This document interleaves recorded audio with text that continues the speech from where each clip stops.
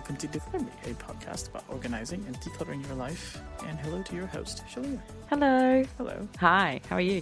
I'm good. How are we doing this week? I'm good, thank you. Very chirpy. Apparently. Yeah. Is it the studio that makes you do that, or is it like something else? No, it's actually, I'm excited about talking about the topic today, which sounds a bit geeky. But I'm excited. I don't have a response to that. I know. You never have a response to me when I'm like this. I'm going to talk about expiry dates. So the day before which you should throw your food out? Yeah. Ideally. I like look at it like when I go to clients' houses and I try and see what's the oldest year. I've had like something like 1999. 1999? Yeah. Like in this year? Yeah, last year, 1999. Yeah. 1999. Wow. It was food. Yeah. Usually the oldest stuff is around nowadays around 2013, 2012. Yeah, like I would imagine like after 4 to 5 years I can kind of see, because there are a lot of things that are like that expire about 3, because we have a lot of processed food and a lot of things expire within 3 to 4 years. And so when you buy it, you think, okay, well, I've got 3 years. Yeah. And then, 3 years hit, and then the extra years just get piled on pretty quickly. Yeah. Until like most of the time I think until you move. And then it's like, oh, I got to take this out. And like, what is this doing here? Even when people move, they still have this expired stuff. Do they take the expired stuff over? Oh, boy. And it's shocking. This is why you should listen to the episode about decluttering before you move. You should. They often say things like, we tell our maids to look at the expiry, look at the food every quarter. And then you look and it's from 2013 or whatever. And they're like, do they never do this? Like, obviously not, or they just do the stuff at the front row and just ignore the stuff at the back, which is the big problem. So yeah, it's a problem, and it's a waste, and it's distressing in a way, especially when you have to get rid of a lot of food. And we've talked about like food and people buying for Ramadan and stuff, and that my thing about buying in bulk. You buy especially packets and tins of stuff that you don't cook regularly. You might cook for Ramadan, but how many times are you going to actually cook it during that time? And then this stuff stays in the cupboards until next year, and it could still be usable, but then they go buy new packets of the same stuff. So yeah, it's so easy to get sucked into it too, right? Like we see these big families and stuff, and you see that happen so easily. You'll be like, oh yeah, we've got X number of people in the house.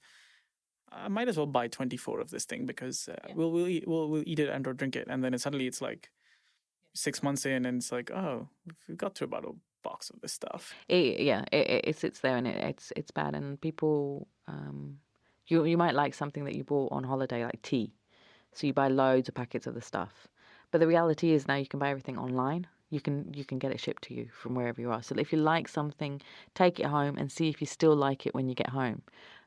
And if you do, then you can order it online, or you can buy it here. Usually, we're in a global world now. You can buy everything global, from the world easily. Because we want to kind of talk about expiry dates of other stuff, which I think is just as important. So for food, we've kind of talked about decluttering your pantry, and we've kind of addressed the fact that you should kind of like look at the expiry dates of all the food. And then also we've talked about it during our Ramadan episodes about cleaning out your pantry ahead of a big celebration, both Ramadan and Christmas. Do check those episodes out, and we'll link to them in the show notes as well. And then let's talk about the other stuff where expiry dates are involved, and maybe people don't know that they are. Yeah. So let's talk about makeup first. And toiletries, which we've discussed before, but I like to remind people because it's still a thing. And now I'm seeing more and more of these makeup sites are shipping to the UAE. Mm-hmm. I'm seeing a lot of clients buying online, a lot of cosmetics, and not realizing that they have expiry dates. And actually, the expiry dates are less for us because we're in a hotter climate. So unless you're in a chilled, your cosmetics are in a chilled area all the time, they're going to go off sooner. So like your mascara, eyeliner, they only last for 3 months. So as soon as you've opened them, you have to use it for 3 months and then get rid of it. So, I use it regularly. So I finish them before that 3-month thing. But if you don't buy lots of different types. Just buy one or two which are good, and then use them for the 3 months, and then buy another one. And it's not hard to buy these things. You can buy them online, or you can buy them in shops. Anything liquid, so you say your liquid foundations, you have to keep them away from heat, otherwise they will curdle. And then they last for only a year. So get rid of that after that. And also, like, I think about your purchasing with that in mind. So if something's going to last only a year, it doesn't make sense for you to buy quantities that last you 2 years, right? And this is something I think it's, again, same thing. It's that the bumper offer season and stuff. It's so easy to get sucked and be like, oh, I'll just buy 4 because I'm going to save money. But then when you're going to throw it away, have you really saved it? And the thing is, as well, like I saw that. I even got close to doing that when I went to America for. So I went to America for my summer holidays. Hadn't been there for many years, and of course, everything is much cheaper there with regards to toiletries and cosmetics. So I have a certain foundation that I buy, which I buy here, but it's got a third off the price in America, and I think they had actually a sale, so I was getting even more off. And I needed to buy one more, like, because my one was nearly finishing. But I thought, look, it is that cheap, that much cheaper. I should buy 2. And then I went, no, Shelina, a year later you might be in another country and you can buy it then. So just leave it. It's silly. And considering who I am, I even thought about that. So think of that. If you're traveling away for the summer and you go somewhere, say America or the UK, where it's cheaper to buy it, you might be going again then the next year, or somewhere else, to buy. Or you can ask someone. There'll always be an opportunity somewhere. Exactly. Yeah. And people go. I have friends that go back to the UK or to America all the time. And if it's a small item, they're kind enough to buy it. So you can always do it that way. Or you can buy it from here. Yes, it'll be a bit more expensive, but if you can afford it, you can afford it. You know what I mean? Lips, anything to do with your lips, they only last from 6 months to a year.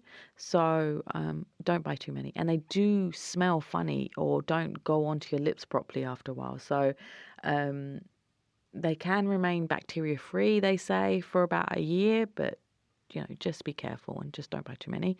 And then powders, they last for 2 years. So any of your eyeshadow, cheek, blusher. Toiletries, they have expiry dates on them. So on most of the items. So have a look and see. Sun cream lasts for has an expiry date, but they usually last for about a year. And especially if you're taking it out to the beach or to the swimming pool and it's in the heat, even if you covered it up in a bag or whatever, it's still going to get hot.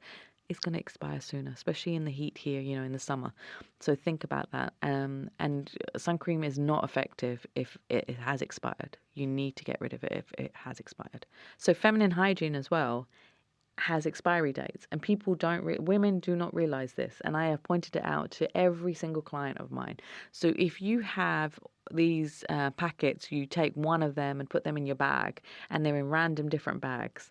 They might have expired, but they've been languishing in your bag for months or years or whatever. So if you can, you don't keep, we always, as women, always need one like pad or one tampon in emergency one. But think about when you got it, or get a Sharpie and write the date on it, the expiry date, so you know when to use it by. So that's toiletries and makeup. Another source of clutter, which has an expiry date. Newspapers and magazines. They have an expiry date? Yeah. Well, newspapers. The news is for a day. Actually, the news changes after it. Oh, that way. Yeah. Fair enough. You know, I thought you were talking about like physically the paper itself, and I'm like, it doesn't disintegrate. Like... No, but people keep newspapers for months. With the intention to read them? I don't know. And it's not like going to wrap fish and chips in it. Well, no. I mean, that's where like we've used old paper. Yeah. To use it as a protection thing in terms of something, whether we're wrapping something or whether we're just... Or draw liner. People used to use drawer liners and stuff. For that, weekday newspapers, recycle them every week. My father is a big newspaper reader. He will read online and paper as well. And the joke with him is that he'll be watching, the news will be on in the background, and he'll be reading the newspaper on his iPad. And my dad loves his news. He's, he knows everything that's going around on in the world. But he's watching the news while he's reading news, which is actually older than what's on the TV. So it just drives me insane. But luckily now he's got it all on the iPad, so he doesn't have the paper anymore. But the amount of piles of paper we used to have before, he used to get all the newspapers and read them all. It's the same for us. Like we would do the regular paper weekdays, and on weekends you get all 3 of them. Because they had the the weekend features and all of that stuff, and we want to read everything. Thankfully, yes, it was the same thing. We had a conversation about a year ago, and I was like, guys, I think we should just stop getting the paper now because you guys are reading your news off of Twitter, and and TV, of course. And so this paper is just sitting and we're just stacking it over and over again, and it's really a waste. Yeah, it is. I to be honest, I love when I go back home to read the weekend one, especially the Saturday one. And it is my thing to get that. And my dad actually tells me off now, but it lasts for a week. So with the weekend ones, with all the supplements and articles, like I get Saturday Times, but also Sunday Times sometimes, and the Sunday Times is so thick that it does take you a week to read it. So then put that in the recycle pile after that. But you only need it for a week, and if there are any articles that are amazing, or they used to be like the fashion edition would have some clothes or cosmetics that I like, I would take a picture and put it on my phone to keep it, when I go to the shop next. Like you used to tear out the sections when you're interested in something or a recipe, but now you just take a photo and put it on your phone, so that you don't have to have the piece of paper with you. But with some of the newspapers, like the Times, they want you to pay the subscription to read anything, so you can't do that. So that's the problem with that. Do you know that trainers, or sneakers as they call them in America, have an expiry date? Well, you mean, but don't people like keep sneakers for years? Yeah, and sometimes it's really smelly and disgusting. Well, okay, outside of that, I was assuming they maintain it, obviously. Like, how Who long can you maintains keep? the trainers? Except for ones which are in the boxes. Oh, that's another. There's No, a I don't mean whole other as podcast. yeah, no, but I didn't mean as a collector. But I meant like because there's some of them that are canvas and stuff. You can just wash them. There are, but we're talking about proper trainers, like running trainers or sports trainers, like you use for gymming and stuff like that. So how long can you keep trainers? You are supposed to change them every 6 months to a year, or 500 miles of wear. I mean, I'm not a gymmy person generally, but I have seen that you can feel, especially the bubble, the air, it does go, and you do start walking or running differently. You're not as sturdy as you were before when you first got the trainers, and that can lead to injury. And I mean, I have weak ankles, so I know that you can feel it, that it's not right. I've gone to a trainer shop and done that proper test where they test how you run and walk so you choose specific trainers for your feet. But yeah, they told me then as well that it would only last, if I was doing it regularly, which I don't, it would only last for 6 months. But yeah, depending on how much you exercise, you have to bear So they that say in mind. what about you said 500 miles, about 800 kilometers is what um, that's the kind of run that Yeah. they should do, and you definitely shouldn't extend them beyond that. No, Basically, yeah. So you shouldn't, I mean, even Forrest Gump went running and he changed his pair of shoes, didn't he? He got a few Nike pairs as well. So he did more than 500 miles and, so he changed his trainers, so you should as well. Because what I can't stop thinking about right now is the fact that there's a song that says I would walk 500 miles, right? And I'm thinking, Oh my God, there was. obviously he has to stop because he has to change his trainers. Like his trainers will only last 500 miles. It has nothing to do with the person he's talking about. Exactly. Oh my God. That's completely Mind changes. blown. Yes, so that's the fascinating bit of information on trainers. Another You thing, learn something new every day. I know, it's amazing, isn't it? Another thing is paper and documents, and we have talked about paper and documents and important documents as well. But, I have to reiterate it again. There are, for tax purposes, especially if you come from Canada or the USA, that there is specific timeframes of how long you're supposed to keep documents for, say, like about 7 years. And then there's certain other documents, important documents you have to keep for a lifetime. So do find out. There are, if you Google and find out how long to keep paper for auditing purposes or tax purposes, you will get a table of how long you should keep all these documents for.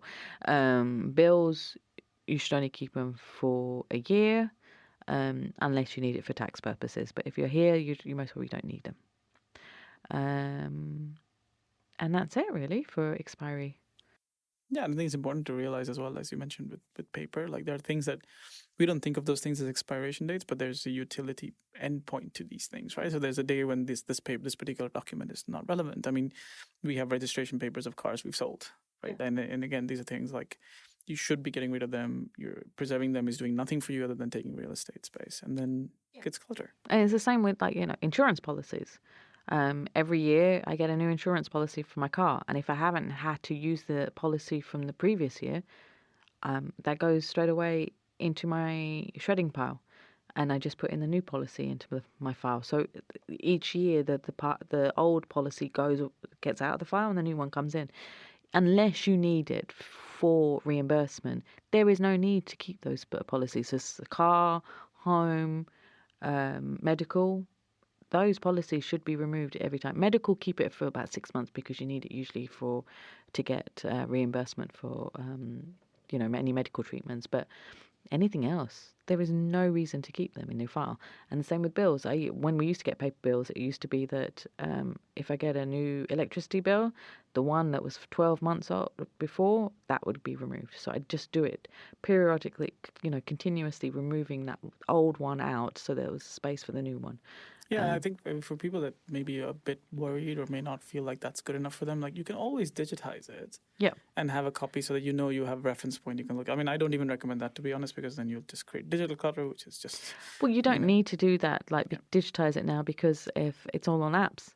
So if you go to say for DEWA, the Dubai Electricity and Water Company, they've got it all online. Mm-hmm. So you can go online and look at it. I don't look at my bill now. I see everything from the app. It tells me my consumption. It tells me what everything that I've done. And it has a history as well. So you can look back an older bill and if you really do need that. Yeah. And you can do the comparison as well. I've also got autopay, so I don't actually have to think about anything. And a bill comes, I look at it and go, oh, God, I have to pay that. And then it's like, well, you've already paid. So, I'm organised in that way that I don't even have to think too much about those bills. And same with the telephone bills. It's only when I see the amount and I go, that seems a bit high, and then I'll question it before the bill is paid. But there's no need to keep the bills. That's true. So, yeah. So hopefully that will help people deal with expired stuff. In all forms. Yes, exactly. Even trainers. Even trainers. Oh, man. All right, so as always, if you want to reach out to us, you can do so by visiting Declutter Me on all social media. You can listen to the show for free, all of the old episodes, everything, in your favorite podcast player. And you can also visit declutterme.com/podcast and see a lovely little player with all the old episodes. So yeah, all the episodes we referenced, go back, check it out. Yep, you can hear them all. Yeah, and so that's it for us for this week. We'll be back bright and early next week. Bye. Bye.